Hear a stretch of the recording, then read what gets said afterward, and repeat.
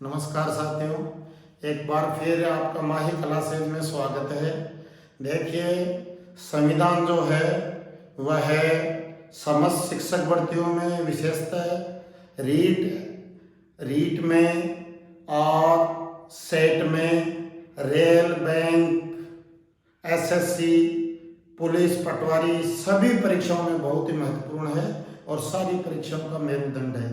पिछले पीरियड भाग 1 में हमने संविधान के निर्माण संबंधी बातों का गहराई से विश्लेषणपूर्ण तरीके से अध्ययन किया था। इस पीरियड में जो बहुत ही रोचक होने वाला है, बहुत ही सूक्ष्मता से, रोचकता से आपको संविधान के भाग 2 पीरियड में मैं संविधान के कुल भागों के बारे में विस्तृत रूप से चर्चा करूंगा। देखिए, जब हमारा संविधान 26 जनवरी 1950 को लागू हुआ, भारत को गणतंत्र घोषित किया गया, उस समय भारतीय संविधान में 395 अनुच्छेद थे, 22 भाग थे और 8 अनुसूचियां थी जो बाद में 12 हो गई। देखिए, भारत के संविधान के भाग के बारे में पहला क्वेश्चन ये बनता है कि भारत के मूल संविधान में कितने भाग थे? तो साथियों 22 भाग थे। फिर क्वेश्चन बनता है कि भारत के संविधान में वर्तमान में अनेक संविधान संशोधनों के उपरांत कितने भाग हैं? तो भी 22 भाग हैं। आपको 22 ध्यान रखना है, मूल संविधान में भले ही वर्तमान में। तो भारत के संविधान में 22 भाग है। 22 भाग का तात्पर्य है कि संविधान के जो कुल 395 अनुच्छेद हैं, उन 395 अनुच्छेदों को 22 फोल्डर या 22 भाग में एडजस्ट किया गया है या बांटा गया है। देखिए, बात करते हैं संविधान के भाग 1 की। संविधान के भाग 1 की देखिए साथियों, संविधान के भाग 1 में क्या है? संघ एवं उसका राज्य क्षेत्र, यानी भारत के संविधान में भारत को इंडिया दैट्स भारत कहा गया है। कई बार ये पूछ लेता है भारत का नाम भारत के संविधान में क्या है? तो साथियों, इंडिया दैट्स भारत, यह शब्द लिखा हुआ है, इंडिया दैट्स भारत, भारत के संविधान में। और इसके साथ साथ ही भारत के जो घटक राज्य हैं, जैसे भारत के राज्यों का संघ राज्यों से मिलकर बना है, तो उन घटक राज्यों का वर्णन है। जैसे जब 1 नवंबर 1956 को राज्य पुनर्गठन अधिनियम लागू हुआ, उस समय भारत के संविधान में 14 राज्य थे। बाद में नवंबर 2002 में 3 नए राज्य बने। उस समय तक 25 राज्य हो चुके थे। फिर आपके यूपी को तोड़कर उत्तराखंड, मध्य प्रदेश को तोड़ के छत्तीसगढ़ और बिहार को तोड़ के झारखंड राज्यों का निर्माण किया गया। और अभी 29वां राज्य आंध्र प्रदेश को तोड़कर तेलंगाना भी बना दिया गया है। तो भाग 1 में संघ उसका राज्य क्षेत्र है। अब साथियों बात करते हैं भाग 2 की। देखिए, भाग 2 में क्या है? नागरिकता है। अनुच्छेद 5 से 11 में, कुल 7 अनुच्छेदों में संविधान के भाग 2 में साथियों याद रखिए नागरिकता का वर्णन है अनुच्छेद 5 से 11 तक। और नागरिकता की बात करते हैं तो मैं आपको बताता हूं कि भारत में इकहरी नागरिकता है। कौन सी नागरिकता है? इकहरी नागरिकता, यानी हम सब भारत के नागरिक हैं संविधान के हिसाब से। जब हम कहते हैं कि मैं मध्य प्रदेश या राजस्थान का नागरिक हूं, तो वो पॉलिटिकल साइंस या हमारी जो कॉन्स्टिट्यूशन है उसके हिसाब से सही नहीं है। हम सब भारत के नागरिक हैं, सिर्फ हमारे को एक प्रकार की नागरिकता दी गई है। जैसे कि अमेरिका में 2 ही नागरिकता है साथियों, जैसे वहां के नागरिक अमेरिका के भी नागरिक है और साथ ही साथ वहां 50 राज्य, उन 50 राज्यों के भी वो नागरिक हैं, तो वहां 2 ही नागरिकता है। पर भारत में क्या है कि इकहरी नागरिकता और एकीकृत न्याय व्यवस्था को अपनाया गया है। अब देखिए भाग 3 में क्या है? देखिए, भाग 3 में है मूल अधिकार। जैसे कि आपको पता है मूल अधिकार संविधान के भाग 3 में हमने संयुक्त राज्य अमेरिका की प्रेरणा से हमारे संविधान में शामिल किए गए और अनुच्छेद 12 से लेकर 35 तक मौलिक अधिकारों का वर्णन है। मूल संविधान में 7 मौलिक अधिकार थे, परंतु 44वें संविधान संशोधन 1978 के द्वारा संपत्ति के मूल अधिकार को मूल अधिकारों की श्रेणी से निकालकर एक कानूनी अधिकार बनाकर अनुच्छेद 300 में प्रतिस्थापित कर दिया गया है। अब देखिए भाग 4 की बात करते हैं। भाग 4 में है नीति निर्देशक तत्व। नीति निर्देशक तत्व वादियों के नहीं होते हैं, ये शुभ इच्छाएं हैं, सरकार कानून बनाते समय इनको लागू करे, ये आशा की जाती है। पर कोई भी सरकार जो नीति निर्देशक तत्वों की उपेक्षा करती है वह ज्यादा दिन नहीं रहती है। तो वाद योग्य नहीं होते हुए भी हमारे संविधान की ये शुभ इच्छाएं बहुत ही मूलभूत विशेषताएं हैं। यह अनुच्छेद 36 से लेकर 51 तक है। और इसी प्रकार भाग 4 क भी जोड़ा गया है, जिसमें नागरिकों के मूल कर्तव्य हैं। 42वें संविधान संशोधन 1976 के द्वारा संविधान में अनुच्छेद 51 के भाग 4 का नया जोड़ा गया और नागरिकों के 10 मौलिक कर्तव्य शामिल किए गए। और वर्तमान में 11 मौलिक कर्तव्य हैं। 11वां मौलिक कर्तव्य है कि प्रत्येक अभिभावकों का कर्तव्य होगा कि अपने बच्चों को शिक्षा दिलाए। अब देखिए अपन आगे बढ़ते हैं तो भाग 5 में अनुच्छेद 52 से लेकर 151 तक संघीय शासन का वर्णन है। उसमें संघ की कार्यपालिका, व्यवस्थापिका, न्यायपालिका सभी उसमें आ गई। वो अनुच्छेद 152 से 237 तक है। कल ही लगी सेकंड ग्रेड की परीक्षा में आया भी है। अनुच्छेद 74, 75 और 78 में प्रधानमंत्री पद का उल्लेख है, उसके बारे में भी आया भी है।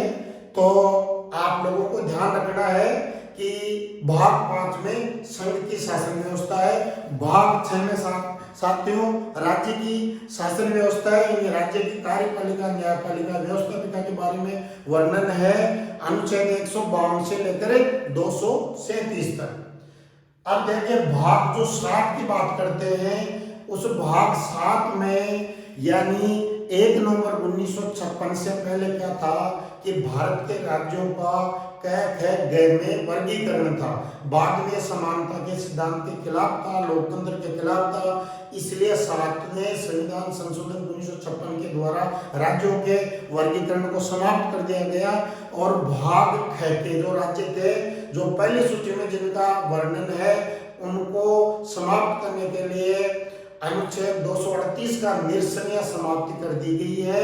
और वर्तमान में संविधान का जो भाग 7 की व्यवस्थाएं हैं वो कार्यरत नहीं है। अब देखिए भाग 8 की बात करते हैं। भाग 8 में संघ राज्य क्षेत्र जो केंद्र शासित प्रदेश हैं, वो उन केंद्र शासित प्रदेशों का वर्णन है। वर्तमान में 8 केंद्र शासित प्रदेश हैं, जिनमें से 3 में देखिए दिल्ली, पांडिचेरी और जम्मू एंड कश्मीर में विधानसभाएं भी हैं। और बाकी जो केंद्र शासित प्रदेश है उनके प्रशासक का नाम उपराज्यपाल है। वहाँ उस केंद्र शासित प्रदेश में शासन का मुखिया होता है, पूरा शासन उसी के नाम से चलाया जाता है।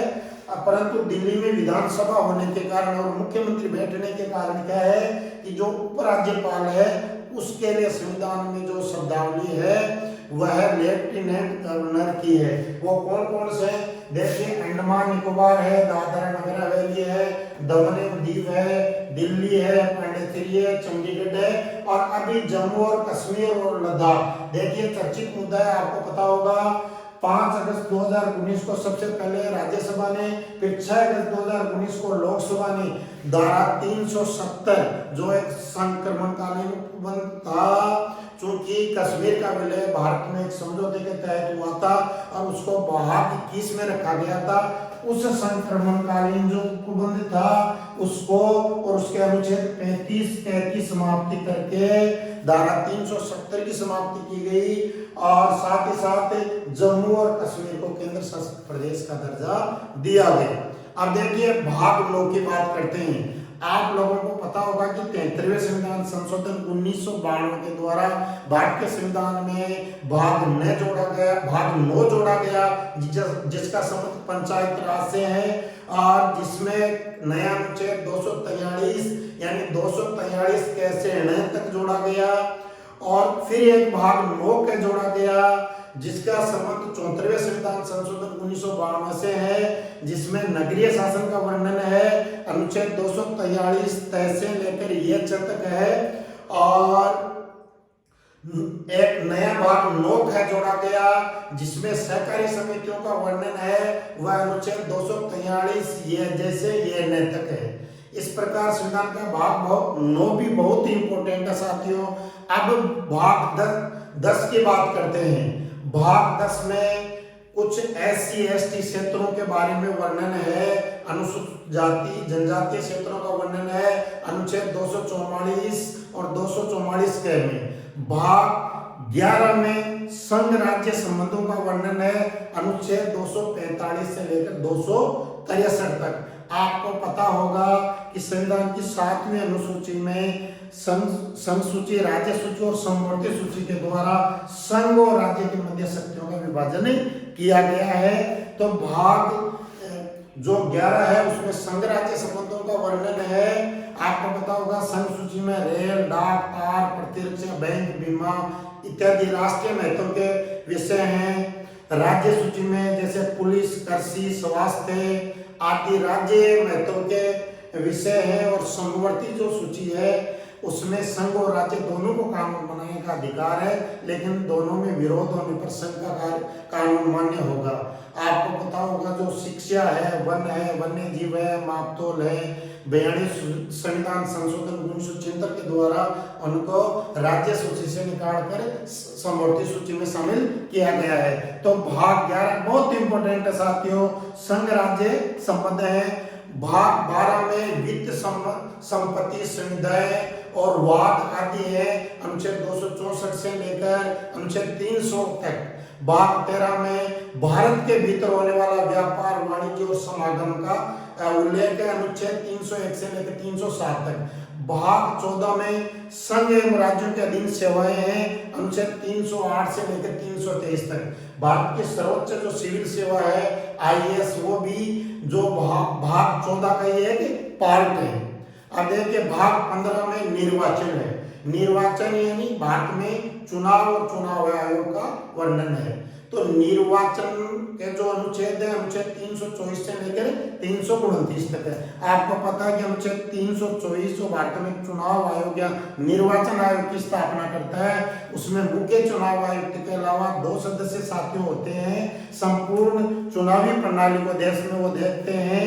और जो आपको ये भी पता होना चाहिए कि चुनाव आयोग की स्थापना 25 जनवरी 1950 को हुई थी और भारत के प्रथम मुख्य चुनाव आयुक्त सुकुमार सेन थे। अब भाग 16 की बात करते हैं।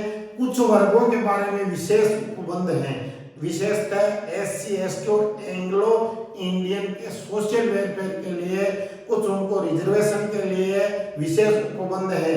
जैसे SC/ST आयोग जो हैं उनके बारे में है, उनके आरक्षण के बारे में है। एंग्लो इंडियन को जो आरक्षण दिया गया है उनके बारे में है। वह अनुच्छेद जो संविधान के भाग 16 जो अनुच्छेद 330 से लेकर 342 में।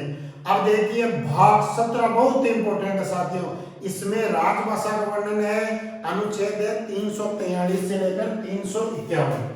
भाग 17 में क्या है, संघ की राजभाषा अनुच्छेद है 343 से 351 तक। देखिए संविधान के भाग 17 अनुच्छेद 343 में लिखा हुआ है कि संघ की जो राजभाषा है वो हिंदी होगी और उसकी लिपि देवनागरी होगी। यह बार बार पूछा जाने वाला जो है वो प्रश्न है।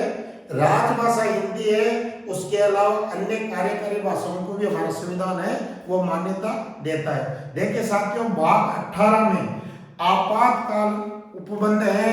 देश में इमरजेंसी स्थितियों से निपटने के लिए आपको पता है कि आपातकालीन उपबंध संविधान के निर्माण के समय जर्मन संविधान से लिए गए हैं। भाग 18 में अनुच्छेद 352 से 360 तक। अनुच्छेद 352 में क्या है कि युद्ध बाह्य आक्रमण या सशस्त्र विद्रोह के समय जो भारत का राष्ट्रपति है मंत्रिमंडल की लिखित सलाह पर भारत में जो है वो है या भारत के किसी भाग में वो है अनुच्छेद 352 के तहत लगने वाला आपातकाल की उद्घोषणा कर सकता है। 356 में यह है कि भारत के राष्ट्रपति को राज्यपाल के प्रतिवेदन पे या अन्य किसी वैसेज पर यह महसूस हो जाए कि किसी राज्य में संवैधानिक प्रावधानों के अनुसार सरकार नहीं चल रही है तो वहां विधानसभा को भंग कर राष्ट्रपति के अधीन शासन लिया लिया जा सकता है। ऐसा सैकड़ों बार से अधिक बार साथियों हो चुका है। और जो 352 का आपातकाल है वो अभी तक देश में 3 बार लग चुका है। इसी प्रकार अनुच्छेद 360 वित्तीय आपातकाल की बात करता है कि जब देश की स्थिति आर्थिक रूप से जर्जर हो जाए तो भारत का जो राष्ट्रपति है वो वित्तीय आपात की घोषणा कर सकता है। पर अभी तक वित्तीय आपात एक बार भी साथियों नहीं लगा है। इसी में एक क्वेश्चन जो आजकल बदलते परिदृश्य में वो ये आ रहा है, वो ये पूछ रहा है कि मान लीजिए अनुच्छेद 352 के तहत युद्ध, बाह्य आक्रमण या सशस्त्र विद्रोह के कारण भारत में आपातकाल लगा है या भारत के किसी भाग में साथियों आपातकाल लगा है, तो देश में रहने वाले नागरिकों की रक्षा का दायित्व किसका होगा? तो अनुच्छेद 355 ये कहता है कि वो संघ सरकार का होगा। तो इसको ध्यान रखिए। देखिए भाग 19 में राष्ट्रपति और राज्यपाल के कुछ विशेषाधिकार प्रकीर्ण है अनुच्छेद 361 से लेकर 367 तक। भाग 20 में संविधान संशोधन है जो दक्षिण अफ्रीका में संविधान संशोधन पद्धति ली है। संविधान के भाग 20 अनुच्छेद 368 में है। आपको पता है कि भारत के संविधान में सामान्य बहुमत, विशेष बहुमत और विशेष बहुमत और आधे राज्यों के अनुसमर्थन से संविधान संशोधन होते हैं। और भारत के संविधान में जो संशोधन है वो करने की शक्ति भारत की संसद रखती है। अब देखिए भाग 21 में कुछ अस्थायी संक्रमणकालीन उपबंध थे और ये 369 से लेकर 392 तक। अनुच्छेद 370 भी बहुत इंपॉर्टेंट है जो संविधान के भाग 21 में था, जिसको 2019 में समाप्त कर दिया गया। भाग 21 से बहुत इंपॉर्टेंट है। और भाग 22 में जो है वो संविधान का हिंदी में प्राधिकृत पाठ है। तो इस प्रकार आपको बहुत ही विश्लेषण तरीके से मैंने संविधान के भागों की बात की। भाग 3 में संविधान के अभी हम स्रोत है, समितियां हैं, उनको क्रम से भाग बढ़ाते रहेंगे। वीडियो अच्छा लगे तो लाइक, शेयर, सब्सक्राइब करें और लगातार देखते रहिए। कॉपी में नोट्स बनाइए, इनमें से क्वेश्चन सारे छपने वाले हैं। अभी पिछले 4 पीरियडों में से कम 20 क्वेश्चन हमारे सेकंड ग्रेड में भी आए हैं। ठीक है, थैंक यू सर।